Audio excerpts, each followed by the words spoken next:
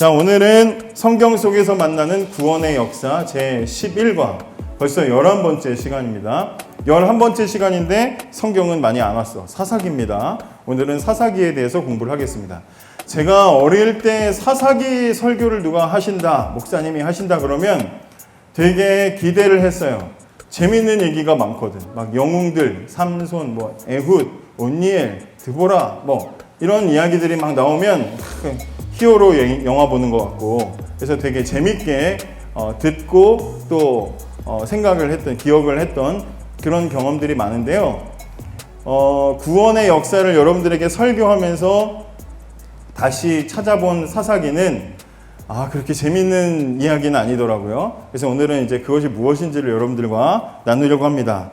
그래서 오늘 11과의 제목은 악순환, 그래서 4가지 R 이렇게 해놨어요. 그리고 밑에 그림에다가 제가 다 써놨죠. 오늘은 몇 가지 이제 그 개요를 가지고 여러분들께 설교를 하겠습니다. 첫째 제목은 아쉬운 정복. 자, 제목을 듣고 설교를 들으면 이해가 더 잘 될 것 같아요. 첫째는 아쉬운 정복. 자, 이스라엘 백성들이 지난 시간에 봤을 때는 이제 가나안 땅을 정복하기 직전이었어요. 자, 그런데 사사기에 이제 가면 여호수아 때 이 여호수아와 함께 이스라엘 백성들이 가나안 땅을 다 정복합니다.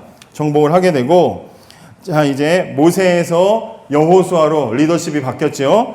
그리고 용감한 출애굽 2세대가 나왔다고 얘기했어요. 슬로보아스의 딸들. 그러면서 용감한 출애굽 2세대가 나왔습니다. 그들을 통해서 이제 하나님께서 약속하신 가나안 땅이 정복되었습니다. 하나님께서 물론 모든 것을 다 도와주셨기 때문에 가능한 일이었어요. 이스라엘의 숫자가 옛날에 비해서 야곱과 함께 들어갔을 때 비해서는 훨씬 많아졌지만 한 200만 명 이렇게 된다고 하지만, 그러나 이스라엘이라는 나라로 치면 그 주변 나라들에 비하면 아주 작은 나라에 불과했어요. 그래서 하나님이 도와주시지 않으면 젖과 꿀이 흐르는 좋은 땅, 그 땅을 차지할 수가 없어요. 그런데 하나님께서 이스라엘 백성들을 도와주셔서 이스라엘 백성들이 원활하게, 수월하게 그 땅을 차지하게 됩니다. 물론 목숨 걸고 전쟁을 했어요. 그래서 그 땅을 다 차지하게 되었습니다. 근데 이제 성경은 이스라엘 백성들이 가나안 땅을 정복하는데 했다고 기록은 하는데, 그냥 그렇게 했다 기록하고 끝나는 게 아니라 조금 아쉬운 정복이다. 정복하긴 했는데 아쉽다. 차지하긴 했는데 아쉽게 했다는 약간의 그런 뉘앙스를 남깁니다. 자, 그게 어디 있냐면 1장, 여러분들 그래서 성경책 보라는 거예요. 1장 27절부터 원래 쭉 끝까지인데 27절부터 한번 보세요. 1장 27절부터. 여기 보면 읽진 않을 거야. 길고 말도 어려워. 그래서 잘 보세요. 제가 이렇게 볼게요. 므낫세가 어디 거민과 그 향리의 거민과 이블루함과 그 향리의 거민과 무기또와 그 거민들을, 이 사람들은 다 뭐냐면 기존에 살고 있던 사람들. 하나님께서 약속하신 가나안 땅은 비어있는 땅이 아니고 살고 있는 사람들이 있어요. 가나안 원주민들이 있었어요. 그죠? 근데 가나안 원주민들을 쫓아내고, 전쟁으로 쫓아내고 그 땅을 차지하라고 하나님께서 하셨거든요.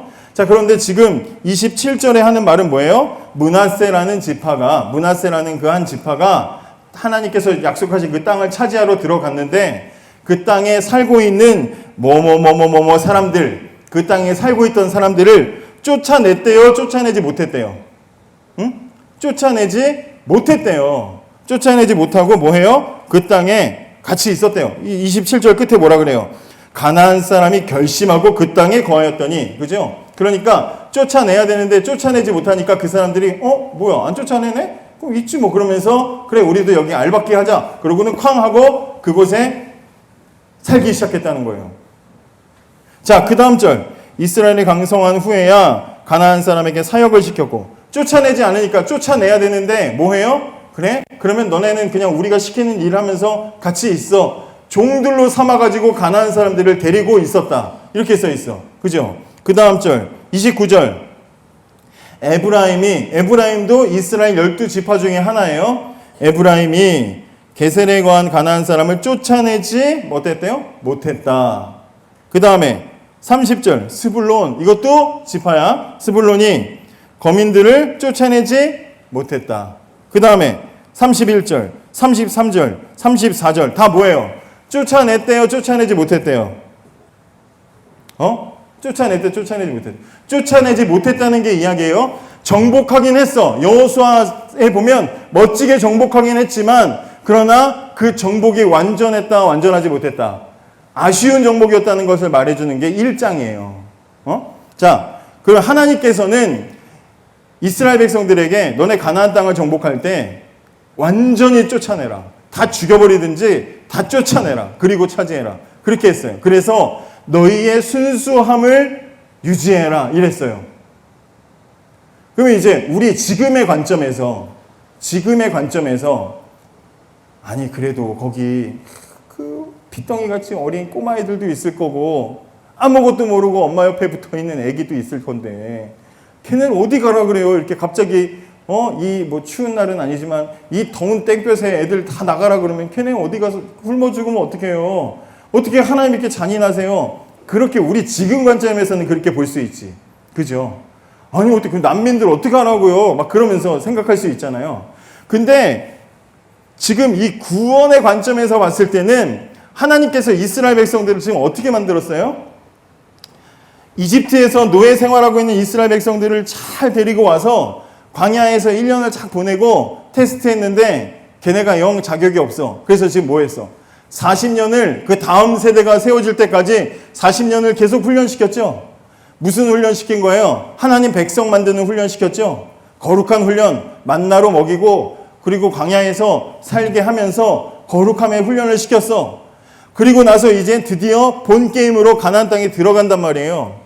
그러면 이스라엘 백성들에게 있어서 최대 무기는 뭐예요? 하나님과 함께하는 거룩함이야.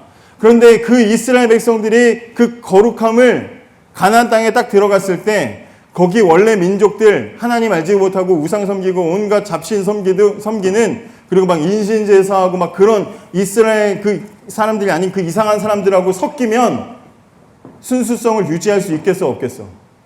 없단 말이에요. 그렇기 때문에 하나님은 아쉽겠지만 미안하겠지만 다 쫓아내라. 하나님 다 쫓아내라고 하신 거예요. 이스라엘의 순수성을 지키기 위해서 쫓아내게 하신 거예요. 이스라엘이 이스라엘답게 하기 위해서 하나님은 쫓아내게 하신 거예요. 그런데 그걸 했다 못했다? 못했다는 거죠. 못했다는 거예요. 자, 그렇게 아쉬운 가나안 정복이 끝났어. 자, 두 번째 챕터 제목은 다른 세대의 등장.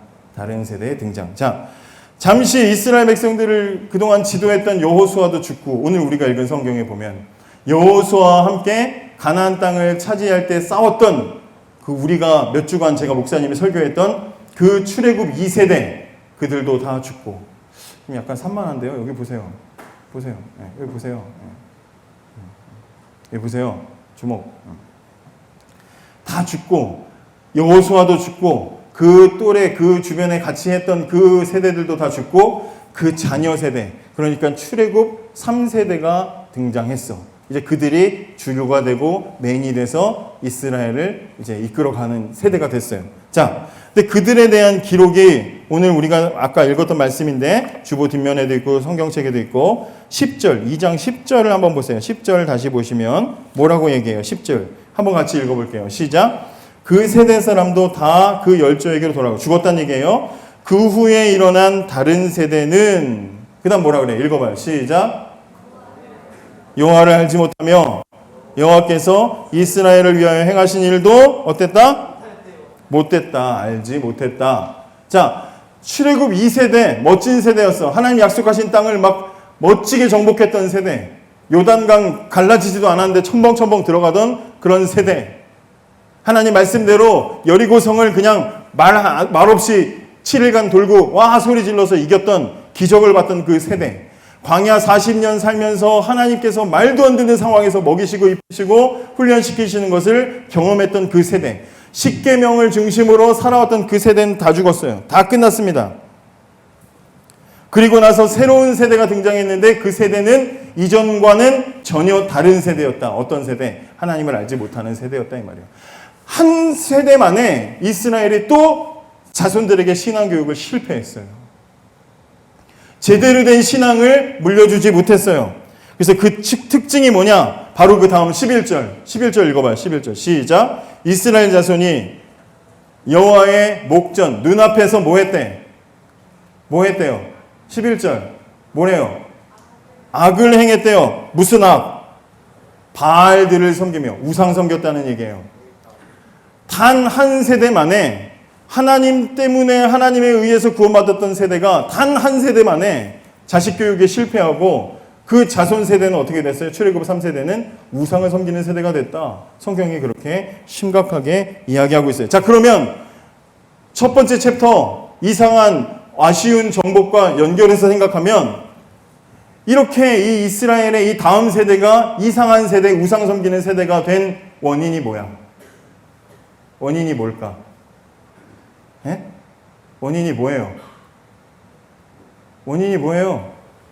이스라엘이 이렇게 우상 섬기는 세대가 된 원인이 뭐예요? 하나님 모르고 그냥 우상 섬기고 남들과 똑같이 별 차이 없이 그냥 그렇게 그냥 세상 사람인지 하나님 믿는 사람인지 별 구분 없이 살게 된 원인이 뭐예요?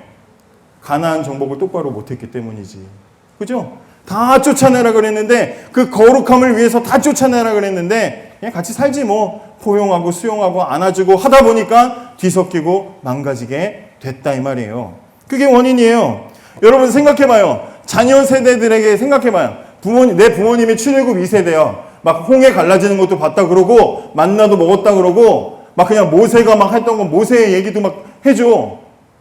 요단강 건널 때 막 물이 갈라지는 것도 막 봤다 그러고 하나님께서 주시는 만나와 메추라기도 먹어봤대.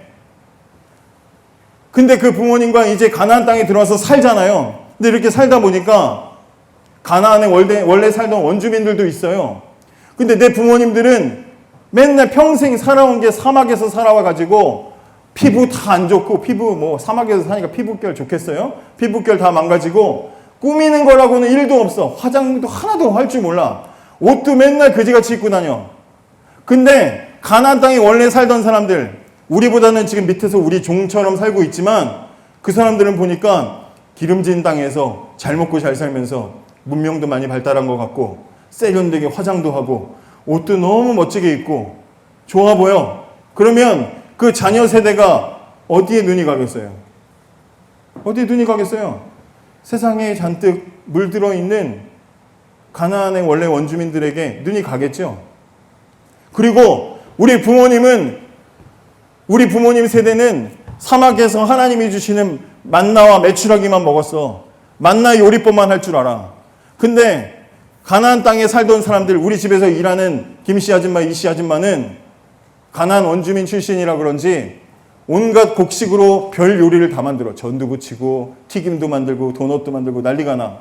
먹으면 막 그냥 입에서 살살 녹아. 엄마랑 가나안 땅에서 살던 사람이랑 요리의 이 차원이 달라. 미슐랭 막 줘야 돼. 막 그런 사람이야. 그럼 어디로 눈이 가겠어요? 그쪽으로, 화려한 쪽으로 눈이 가는 거예요. 내쫓지 않으니까 그 사람들이 남아서 자기들이 가지고 있었던 누렸던 문화들을 막 매력을 발산 안 하니까 거기에 확 그냥 빠져들게 되는 거죠. 그러다 보니까 쫓아가면서 가나안 땅 사람들은 원래 뭐하고 살았어요? 뭐 먹고 살았어요? 어떻게 이렇게 할 줄 알아요? 하다 보니까 가나안 출신 사람들은 우상을 섬기는 사람들이라서 그 사람들이 자기들이 믿는 우상을 얘기하는 거야. 농사 지을 때 우리가 항상 바알 신에게 이렇게 기도하니까 이렇게 우리를 잘 살게 해줬어. 아, 그래? 하나님이 이제 사막에서는 도와주셨고 이제는 바알 신을 섬겨야 되는구나. 농경사회에서는 바알 신 섬겨야 되는구나 하고 넘어가는 거예요. 그래서 이렇게 완전히 다른 세대가 나오게 되었다는 것이죠. 세 번째 챕터, 악순환의 시작. 그러다 보니까 완전히 다른 세대가 나와서 하나님의 말씀으로 훈련받았던 세대는 다 죽고 이제는 다시 하나님 백성인지 세상 사람인지 알 수도 없는 애매한 위치에 있는 그런 신자도 아니고 그렇다고 불신자도 아닌 어정쩡한 사람들이 이스라엘 백성이 됐어. 그러다 보니까 어떤 문제가 생기냐면 신앙생활이 하나님을 믿으면 한번 쫙 잘 믿는 게 아니고 기복이 있어. 좋았다가 나빴다가 좋았다가 나빴다가. 여러분 주보에 제가 그림 그려놨죠? 기복이 있어. 기복이. 어떤 기복이 있느냐? 반란을 일으켜요. 반란. 첫 번째 R은 반란이야. 리벨리온이야. 뭐예요? 하나님 말씀이 있는데 하나님 말씀에 저는 싫어요. 반란을 일으켜. 반대해. 반대로 살아. 말 안 들어. 말을 안 들어요. 그러면 어떤 일이 있겠어요? 말을 안 들으면 어떤 일이 있겠어? 하나님이 보복해요. 보복해. 그게 두 번째 R이야. 레트리뷰션. 하나님께서 보복하시는 거야. 말 안 들어? 매 맞는 거지. 하나님께서 매를 때려요. 말 안 들으면 매를 때리는데 하나님이 때리신 매는 뭐냐? 그 당시 이스라엘 주변에 살던 나라들이에요. 그래서 무슨 가나안 민족, 메소포타미아, 모압, 블레셋 이런 나라들이 와가지고 쿡쿡 찌르고 뒤에서 도둑질해가고 막 남자 여자 막 끌고 가고 죽이고 잡아가고 지배하고 그런 일들이 반복해서 일어나는 거야. 그러면 매 맞으면 그 다음에 어떻게 돼요? 안 그럴게요, 살려주세요. 그러면서 뭐해? 회개하죠? 그게 세 번째야. 세 번째 알이야. 하나님께 막 회개해. 다시는 안 그럴게요. 싹싹 빌어요. 매 맞으면 아프니까 그만 때리라고 싹싹 빌어. 회개합니다. 그리고 나면 네 번째 알 뭐야? 하나님께서 구해 주셔요. 다시 또 구원해 주는 게 네 번째 알이야. 리뎀션. 그래서 이스라엘 백성들은 하나님께 매 맞고 살려주세요. 회개하고 나면 하나님께서 구원을 해주시는데 그때 구원을 위해서 보내시는 사람이 사사야. 사사. 영어로는 저지라고 해요. 저지 뭔지 알죠? 심판자, 재판관, 이런 거잖아요. 그죠? 근데 그런 사람들을 보내. 그럼 이 사람들이 뭐해요? 위기에서 싸워서 구해주는 거야. 그러면 다시 평화가 잠시 찾아와요. 그런데 그러면 제가 지금 이걸 동그라미를 계속 이렇게 화살표를 연결해놨죠? 끝이 없어. 이 얘기는 뭐예요? 조금 살기 좋아지면 또 다시 뭐해? 반역해. 그리고 또 매맞아. 그리고 또 살려주세요. 회개해. 그리고 또 하나님이 그래? 그럼 구해줘. 또 조금 있으면 반역해. 또 맞아. 또 회개. 여러분 이거 안 그럴 것 같죠? 근데 사사기 보세요. 계속 그래 계속. 아주 열받아. 읽다 보면은 제가 어릴 때는 이거 읽으면서 정말 사사기 재밌다. 영웅들이 이렇게 많이 나오다니 막 그러면서 봤거든요. 근데 다시 보니까 하나님 마음으로 이 성경을 보잖아요. 너무 화가 나. 아니 어쩜 이렇게 말을 안 듣냐고. 분명히 안 그러겠다고 싹싹 빌었는데 용서해 줬더니 또 말 안 들어. 또 말 안 듣고 또 말 안 듣고 반복되는 거야. 여러분 악순환이 반복된다는 거. 이 계속해서 악순환이 된다는 거. 이스라엘 백성들에게 계속해서 똑같은 일이 반복된다는 거. 뭘 뜻합니까 이거? 뭘 뜻합니까? 수준이 안 된다는 거야. 하나님 백성답게 살아갈 수준이 안 된다는 거예요. 그래서 네 번째 챕터 사사들의 등장. 하나님께서는 이스라엘 백성들을 구원하실 때 사사들을 보내셨는데 여러분들이 사사기를 읽어보면 마치 슈퍼히어로 같아요. 사사들은 항상. 그래서 위기에서 건져내는 전쟁 영웅. 예를 들어 기드온과 300용사 알죠? 300명의 사람으로 막 10만 명을 막 이기는 전쟁에서 승리하는 기드온과 같은 사람. 왼손잡이 사사 에훗. 이 사람 왼손잡이라는 것은 남들에 비해서 조금 부족한 사람이라는 뜻이야. 근데 그 왼손잡이가 영웅이 되고 또 드보라 여자가 영웅이 돼서 나라를 구하고 막 이런 일들이 일어나. 삼손 힘센 삼손 이런 이야기들이 이 사사기에 기록된 사람들이거든요. 다 히어로 같은 사람들이야. 그런데 가만히 생각해 보면 하나님의 나라, 하나님 백성이란 이스라엘을 지도하는 지금까지 우리가 누구 봤어? 모세 봤죠?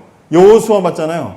근데 이 사람들에 비하면 이런 훌륭한 인물들에 비하면 사사기에 나오는 이 지도자들은요. 조금 뭔가 부족해. 영웅적인 일을 한 건 맞는데 부족한 일들이 많아요. 예를 들면 기드온과 같은 사람은요.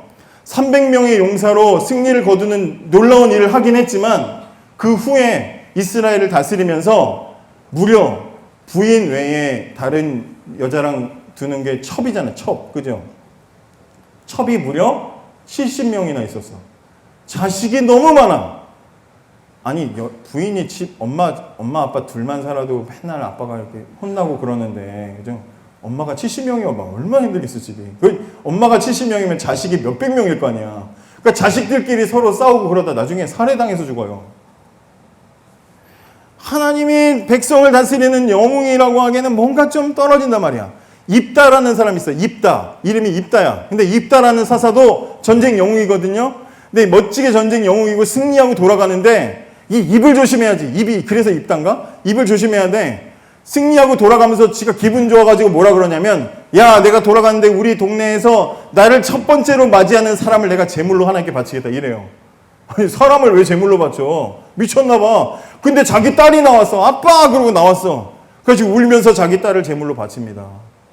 인신제사를 하는 이상한 사람이 나와요. 뿐만 아니에요. 삼손 여러분 잘 알죠? 삼손 머리 길고 머리 자르면 힘 약해지고 삼손 알잖아요. 그죠? 삼손 이야기도 너무너무 재밌지만 사실 여러분들이 어린이 버전, 청소년 버전으로 봐서 그렇지 삼손 생각해보면 하나님이 태어날 때부터 나시린으로 정한 사람이야. 나시린은 하나님의 일을 위해서 태어날 때부터 구별돼서 산 사람이야. 나시린에게는 세 가지 지켜야 될 게 있는데 머리카락을 자르면 안 돼. 술을 마시면 안 돼. 부정한 것, 더러운 것, 죽은 것을 가까이 하면 안 돼요. 근데 삼손은 다 해. 다 해요. 아주 그냥.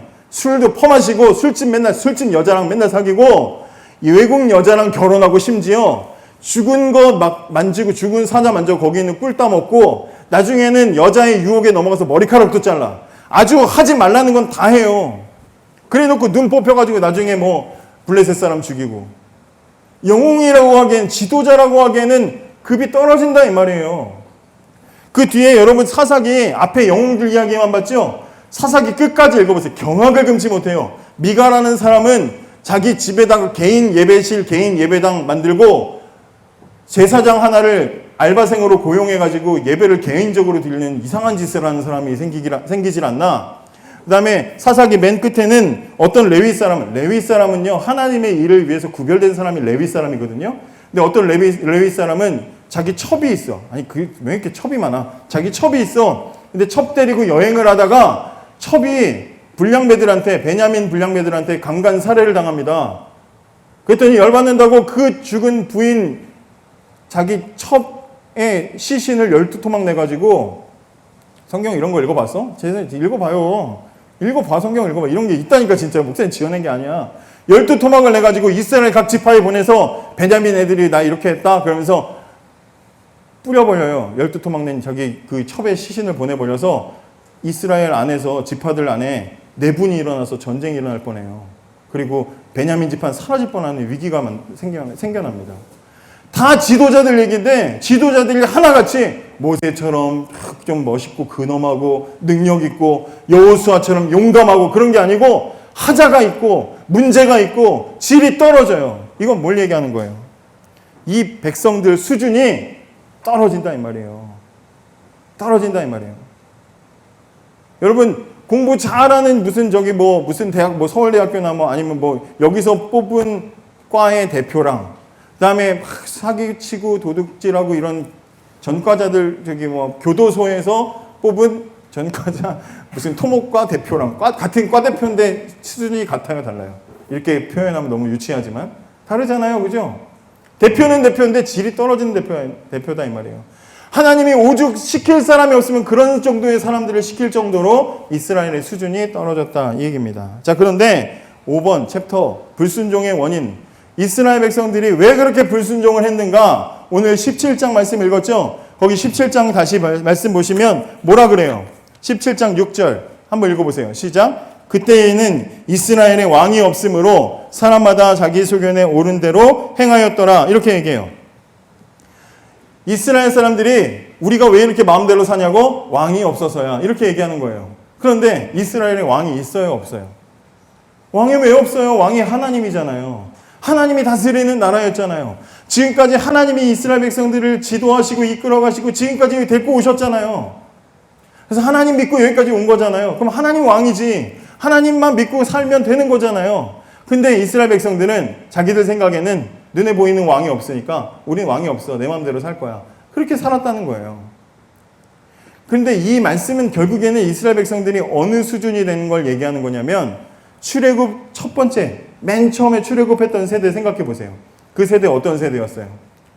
잠깐 모세 안 보이니까 금송아지 만들고, 그죠? 하나님 약속하신 땅 있는데 거기 들어가면 막 다 죽는다고 벌벌 떨고, 하나님이 이끌어 주시는데도 하나님 믿지도 않고 두려워하던 세대. 출애굽 1세대랑 똑같은 세대가 출애굽 3세대라는 거예요. 그 얘기를 해주는 거다 이 말이에요. 이스라엘은 다시 수준이 떨어졌어요. 출애굽 2세대 때 용감하게 멋지게 정복하고 하나님 나라를 막 만들어갈 줄 알았는데 바로 한 세대 만에 다른 민족 다 몰아내는 그 거룩한 작업 하나 하지 못해서 결국에는 원점으로 돌아갔다는 게 오늘 성경이 우리에게 말해주는 이야기예요. 저는 어릴 때 아까 말씀드린 대로 사사기 이야기 듣는 걸 좋아했어요. 슈퍼히어로 영화 보는 것처럼 재미있어 했습니다. 그런데 말씀을 다시 보면서 이 사사기를 보니까 하나님 나라를 구한 영웅이 보이는 게 아니라 실망하고 또 실망할 할 수밖에 없는데도 불구하고 또 참아주시고 기회를 주시는 하나님을 발견하게 됩니다. 우리가 누가 나한테 거짓말을 몇 번 반복하면 몇 번까지 봐줄 수 있겠어요? 갚을게 그랬는데 안 갚어. 몇 번까지 봐줄 수 있겠어요?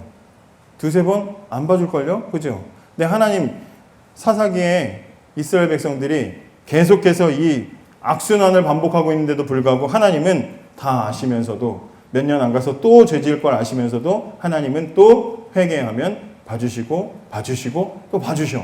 왜 그럴까요? 왜 그럴까요? 왜 그러실까요? 하나님은 아브라함과 아담과 이스라엘 백성들의 조상들과 하신 약속이 있기 때문이에요. 여자의 후손을 보내주겠다. 너의 자손들 중에서 민족을 다스릴 자가 나오게 하겠다. 그 약속을 위해서 하나님은 참아주시고 기다리시고 기다려주시는 거예요.